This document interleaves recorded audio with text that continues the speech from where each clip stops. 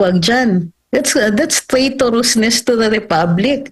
That's not just betrayal of public trust. Pwede pa nating i-consider na high crimes yan. I mean, who is he working for? Para sa bayan ba siya? Para sa atin ba siya? He's the President of the Republic. He's supposed to be protecting us, protecting our rights. Isa pa, di ba walang extradition na hearing si Pastor Kibuloy? Paano kung dumating yung mga ano? Kasi merong umiikot, di ba, online. I'm not saying totoo, but what if it is true?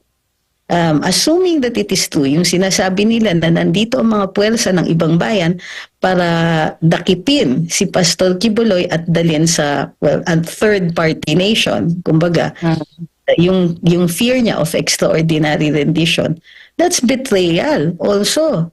Kasi meron tayong proseso eh.